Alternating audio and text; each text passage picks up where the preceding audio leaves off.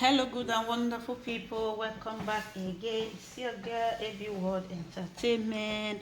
My country people, congratulations to Nollywood actress and a producer, Austin Ifaniyi, and our beautiful, popular actress, what they call Chacha Ike, where everybody know. They don't reward again, no, my people. Chacha Ike and her husband don't redo their marriage again. Una remember these two husband and wife wey go viral inside last year. Chacha Ike cry come outside say he don tired, say he no do again, say he wan comot for marriage. My people, at the end of the story, Chacha Ike end up giving the husband the marriage wey she wan for comot. Now she dey celebrate 8 years anniversary. She shall celebrate 13 years in Jesus name, amen. So Chacha Ike remarry her husband again for inside Lagos, my people. Hey, husband and wife matter, my people, make una no dey talk who believe say these two lover birds can come back together. Say two of them, their marriage go sweet back like this again after one video wey go viral for inside last year. Say Chacha Ike talk say he no do again. He never take for there. She come still come outside say she dey sick, say she dey hospital, say she get mental problem. From there, now we come to hear the part 3 say she don get belle. The part 4 we come hear am say the belle don come on. Why the part 5? Chacha Ike tell us say she just put to bed. And the final say come be say Chacha Ike do her 8 years marriage anniversary for church again. They can't go wedding again, my people. Maybe the pastor wey fair wedding that time he not be real pastor. Now make these two people can't go back to church again, can't go do their wedding again. My people love this sweet yo. Now this one we they call love with Tokyo. Una good morning, una good afternoon, my country people. Nana sister AB World dey report all the way from Italy. Una welcome back again, my people. Welcome you all back again. I beg, if today happens to be the very first time where they come across this video, or you fail to watch, you never subscribe. Because of Chacha Ike and because of the reporter, make you try, make you subscribe. Because a lot of ogbonge news, they waka come outside for this station, my people. May we go there. I beg, if you know, say, now today be the first time when you dey subscribe to my YouTube channel. Ah, my God. Now God Almighty, I go feel bless you all for me. Welcome to this wonderful platform of AB World Entertainment. To my returning subscriber, God bless you. I so much appreciate you. To those who are sharing and leaving comments for me, God bless you all for me in Jesus' name. Amen. My people, as I realize they talk, they go. All this celebrity, they no go use life finish person.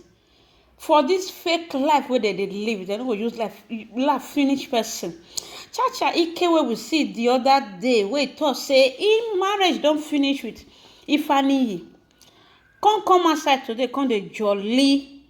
Hey, I beg my people, make una no dey look all these celebrities say all is okay. Na so iro. Na if food their mouth, my people. Na the truth word now they tell una so. Na so iro lie. Na if food their mouth. Who see Chacha Ike for here, you will feel say maybe, I know say everybody not dey perfect, my people, you understand. But make una not dey deceive people. Because now you come outside for inside last year, say you no want again. You understand? This film don't they go past 6 now, be part 8, the way I take talk and just now. So the next part now, we don't know what will happen again. First of all, me, I wish you happy anniversary. Happy anniversary to this wonderful couple, where they call Austin Ifaniyi family. They come outside today, come they celebrate 8 years anniversary. Say their marriage now for milk and honey. So now there they go. My people, make una beware of this social media Igberaga sure, I not talk say na marriage not be milk and honey o. E milk and honey, but make una, that is, I don't know as I want to put am, make una no dey deceive others. You understand? Make una no dey talk the real fact. Na the real fact, the real film na we see last year when you talk say you no need again, say you don tire for the marriage. You understand? Say you are fed up, say you wan comot. Na that one na be the real marriage wey e dey inside. Nollywood actors, celebrity, they deceive people. And I dey pity for people wey dey fall for their trap. People wey dey fall for inside say, everything dey okay with these people. Make I still live that kind of life. Their life na fake. I fit tell una say make una know the type of people una take dey do real model. They no real, talk less of say mode. After all this show wey Chacha UK dey show, so no be say Ifeanyi tomorrow night no go see blow am for eye. You understand? Because na make am cry come outside. The man dey do all this thing to take make the eyes of people say all is well. My people, all is not well. I pray may all well with the marriage, but all is not well. You understand? These people, they by us they do may we dey talk say, ewo. I happy for you, Chacha Ike. No be say I no happy for you. I happy for you where I be one of your fans. But when that matter come outside that time, I even join talk say if you want comot, is better. A broken home is better than a divorce.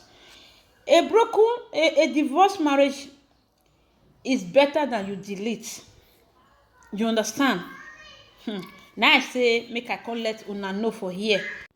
My people, why I talk and say a broken marriage is better than person delete, and because of wetin happen to Chacha Ike for inside last year, na make me talk like that. Una understand? So today now they don dey jolly. Mr. Ifeanyi know wetin im dey do. Im dey use am cover up make im take get more view after im don destroy the image of your wife. You understand?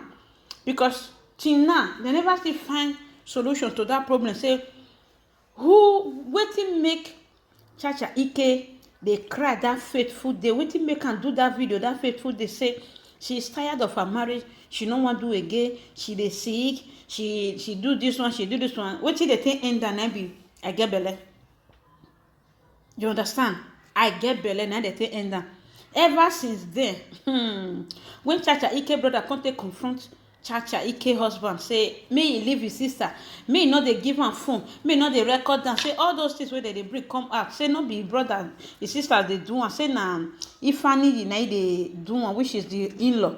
Since that day, this man no come outside one day come tell us say whether him true do all those things or not. The man lock everything up.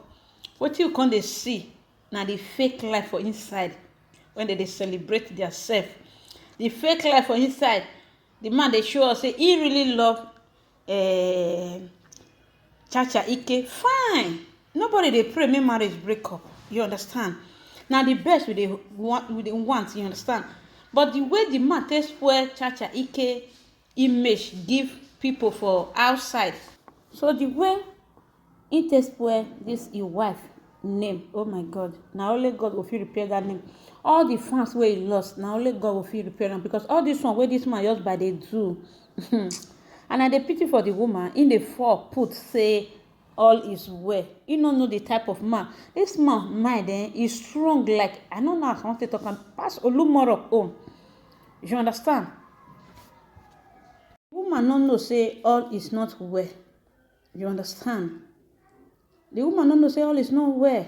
This your husband na big deceiver, and he dey in face say he dey deceive Chacha Ike. The poor woman just dey fall put say, oh, my home is back again. I pray as she dey happy say the home come back again, may God to truly return am back again, because this her husband, I not trust am one day. Na im make am a lot of people dey talk say make dem not talk put for husband and wife matter. Say e dey very very dangerous to talk put because husband and wife matter. It be like garri wey sour. You don't see garri wey sour before. Now so husband and wife matter. They go use it to settle matter. They will use it to settle. So today now, they do 1st of June, might be their 8 years anniversary. They decided to redo the marriage again so that the old one go pass. Like meaning the old marriage where they fed day, where like day, beating day, cheating day, you understand? This one where they all new do now.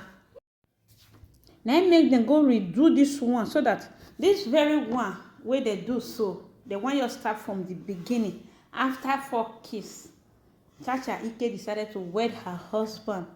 Fresh wedding. Wow. Congratulations. May your union be peaceful. May your new marriage be peaceful. May your home be peaceful. You understand? So, my people, that's why I see this matter. Now I say, make I let una know, say, Chacha, don't refresh, do another marriage again. Just to let people know, say, everything don't settle. We wish you all the best. This happiness, this joy, this love is one thing that is written all over both of you. So, especially now you, now the something, now the love they write about. So now the woman, if you not see, now the woman they in love. You understand? And the man, but they use all this one, they chonchori the girl, make people for not talk, make things for they okay. I pray that God Almighty will perfect His work. You understand? So Chacha Ike, for this new marriage what you do, we no one here say you jump come outside again say I not do. You understand? So this one what you they do, so not be only 8 years anniversary. Let you say 8 years in courtship, because now una want start una marriage again. Una don't born finish now una want marry, because all those children they will marry, come up for house, go build their own house. You can't remain these two of you. Do you understand?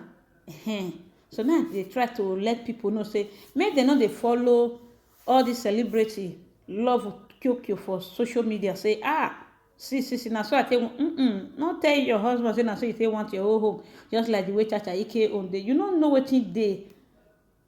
This one and medicine after death. Now they come they do for here now. Medicine after death to gather all their fans back again. You know how this matter vandalizes his wife. I know say you don't already marry and bet it dey pain us with the fans say you will be husband. At least you still need to come outside and explain to us, say, see wetin dey sup, see wetin really happen that very period. But if Annie did not come outside, Austin not come outside, he has strong. People wey they call Austin, oh my God, their heart, it be like sour garri. If you soak garri, before you say me you go buy groundnut or buy suya, it don't sour. And so them Austin heart be. You understand? So I wish you good luck and happy married life to this wonderful couple. You understand? Because I call this marriage, not anniversary. So you understand? They say it's all that glitter is not good. Make una no go they do copy say Chacha Ike don't go rewed the husband again. Mr. They know why they rewed. You understand? The first marriage fade away. So now this part 2 will be this one after we don't see that is now no say they do season 1 film to 6 or 10. They'll come say the return. This is the return of Chacha Ike marriage to Austin Ifeanyi. The return of Chacha Ike marriage. Congratulations, my dear actress. I wish you what you wish yourself. I pray that God will smile on you and your husband again. I pray for peace and unity and love to shower you in this your new age. Happy anniversary and happy married life to you and Austin. So God bless your new home and God bless your lovely 4 kids. They are so cute. Okay, my people, make I leave una for this video. See you now for another video. I remain your humble sister AB1 Entertainment. Bye everyone. Cheers.